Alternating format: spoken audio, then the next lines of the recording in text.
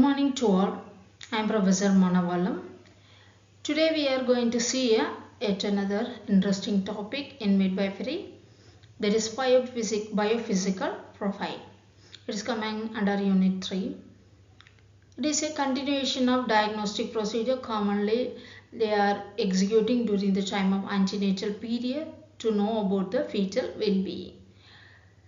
Biophysical profile, it is one more, I said, it is yet another one more method of diagnosing the fetal well-being. Whenever the caregiver, they are not satisfied with the NST result, non-stress result, they are searching some other way to diagnose the fetal, to know about the fetal well-being. Better they can switch over to the biophysical profile, because it is also one of the non-invasive method of procedure, but it is a combination of ultrasound and NST, non-stress test. So because of they are combining two test results, and but definitely the end results are better.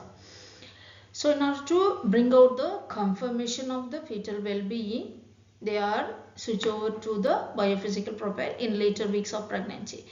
Mainly, they are applying the biophysical profile, or they are using the biophysical profile method of diagnosing the fetal well-being during the last trimester of pregnancy. It is also called as one of the in utero Apgar score monitoring. Apgar score usually we are doing in order to know about the fetal well-being once the fetus is baby well-being, once the fetus is born out, coming out from the womb. Like that, whenever the baby is inside the uterus, this method is very much useful to know about the well-being of the fetus. That's why it is called as a in utero Apgar score. Mainly, it is helpful to detect the onset-based status of the babies prior to or onset of the labor. It is the earliest method of understanding or knowing about the fetal acidosis. At the same time, through non-reactive, we can know about there is no variability of the fetal heart rate from beach to beach, that we can easily identify. Through that, we can identify any placental and umbilical cord abnormalities. If any changes that occurs in the fetal breathing, that we can know it, whether the fetus is going to have fetal distress or respiratory distress syndrome or asphyxia or hypoxia. Everything we can know it by doing this test. And also, many studies prove that there is a significant correlation between the biophysical profile score and perinatal morbidity and mortality. It has been documented in many various clinical settings. So that's why they are mainly depending upon the biophysical profile. It is giving the highly accurate results. Everyone is expecting it will give the highly accurate results. So it is also documented in various clinical practice also. Next, we will move on to the general about the biophysical profile. First, we will see about the indication of biophysical profile. The patient, those who are having the non-reactive NST, I said in the NST series, where it is considered as abnormal, that mother they can go for biophysical profile.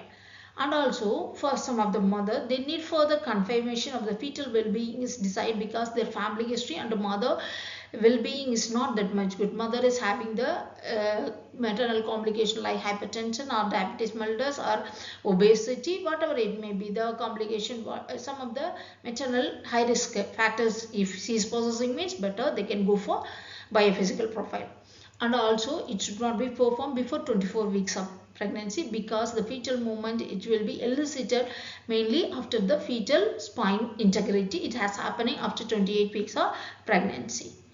And also, how they are doing this procedure means it is a combination of ultrasound as well as the NST. So at the same time, NST, we have to make the mother to lie down in a supine position. They will fix it with the NST transducer, and they will monitor the fetal heart rate, fetal movement, as well as the uterine contraction. These are all the parameters they are monitoring through the non-stress test. Like that, under ultrasound, they are monitoring the fetal movements as well as the amniotic fluid volume, as well as fetal tone, everything that will be assessed by using the ultrasound. This procedure they are commonly doing during the 30 minutes period of times. So the scoring, how they will interpret the results means it has the 5 components to measure. Each component is a score is 2. If each component scoring 2 means the total score is 10. 5 into 2 it is equal to 10. So the mother is getting the 10 score means it is well and good. If the score is 0 for these 5 components, it is indicating as a abnormal. So normal score is 2, abnormal score is 0. Next we will see what are the 5 different things that is measured during this biophysical profile. So first one is the amniotic fluid. Mainly they are measuring the amniotic fluid volume. Next, fetal tone. It is measured by the looking the flexion and extension of extremities. The movement, cross body movements of the fetus. Next, breathing movement of the fetus. Next, non-stress test. Here they are looking about the fetal heart rate along with the fetal movement. Next, the parameters measured, I said no. Here, the fetal breathing and movement as well as tone, it is mainly indicating the integrity of the neuronal system, central nervous system of the fetus. So that's why they are doing after 28 weeks of pregnancy. The measuring the amniotic fluid, it's mainly helpful to know about the chronic asphyxia and the placental function. Addition to that, measuring the fetal heart rate variability, it is very much helpful to know about the maternal complication as well as the fetal placental sufficiency. So for this purpose only we are doing the biophysical profile. Next, move on to how we will do the interpretation of the biophysical profile. I said the 5 components they are commonly measuring under biophysical profile. 1, 2, 3, 4, 5, but they have given 0, 1, 2, 3, 4. So normal score considers a 2, abnormal score considers a 0. Each component it is having score of 0 means then it is considered a abnormal. If it is getting score 2 means it is considered a normal. So first one is the fetal tone. So it is measured by through ultrasound. At least at the time of measurement, the 30 minutes period of time, at least one episode of active extension with return to flexion of the fetal limbs or trunk it is present means it is indicating the normal. If it is not present, that is example of it is low extension with return of partial flexion or no movement of limb is present means that is considered as abnormal. Next, move on to the gross body movement. At least 3 discrete body or limb movements that is present during the 30 minutes of testing period means it's considered as a normal. 2 or fewer episode of body or limb movements that is present means then it is considered as abnormal. Next, fetal breathing. At least 1 episode of fetal breathing in 30 minutes period it is present, and also it is 20 seconds means then it's considered as a normal. But absent of fetal breathing, no episode more than 30 seconds in 30 minutes means then it's considered as abnormal. Next, move on to these 3 things measured by using ultrasound. Next, reactive FHR that measured by the NST. Here, 2 acceleration must be there in order to respond to uterine contraction or fetal movement, and also the acceleration is more than 15 beats per minute and it will be remain 15 seconds. It is considered as a reactive. If it is no 2 acceleration means then it is considered as a non-reactive. It is coming under abnormal. Next, at last, amniotic fluid volume. It is also measured by the ultrasound. Mainly this amniotic fluid volume is mentioned in the ultrasound report as a amniotic fluid index. The normal index is 5 to 25 centimeter. So the AFI between 10 to 20 is considered as a normal, but it is less than 10 or more than 20 is clinically considered as a abnormal. In this way, we have to interpret the test results. Based upon the scoring system, we have to divide.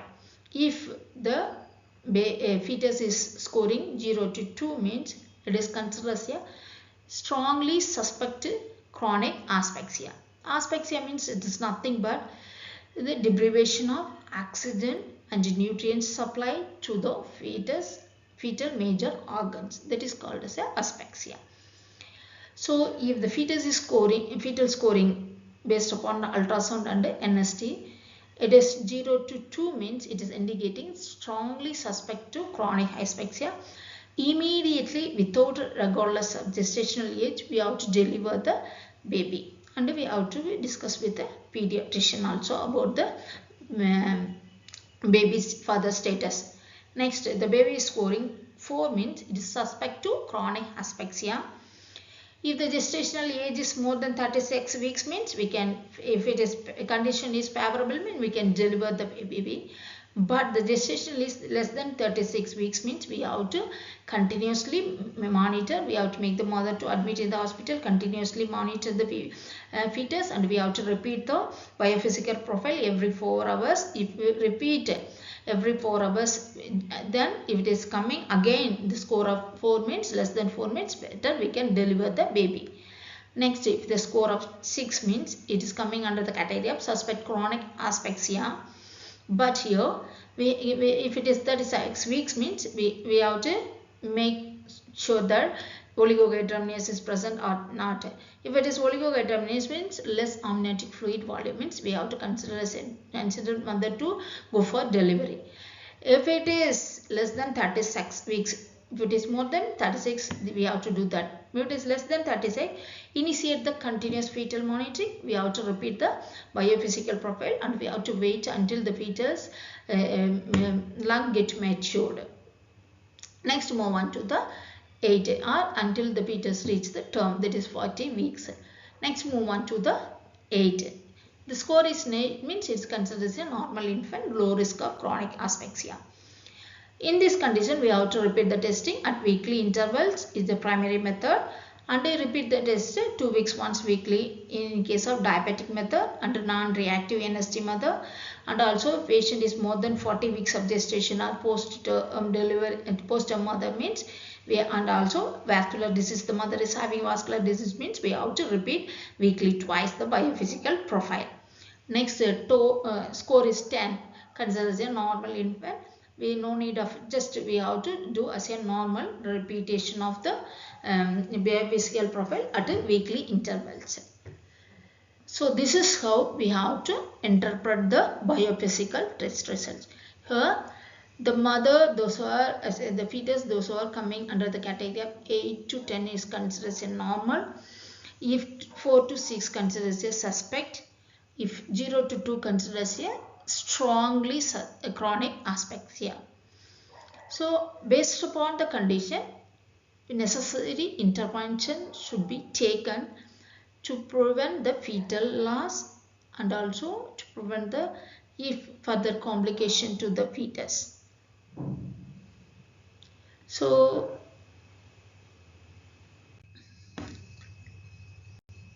I think that through this PowerPoint everyone have the idea about what is biophysical profile, what are the parameters that is monitored by the biophysical profile. Thank you all.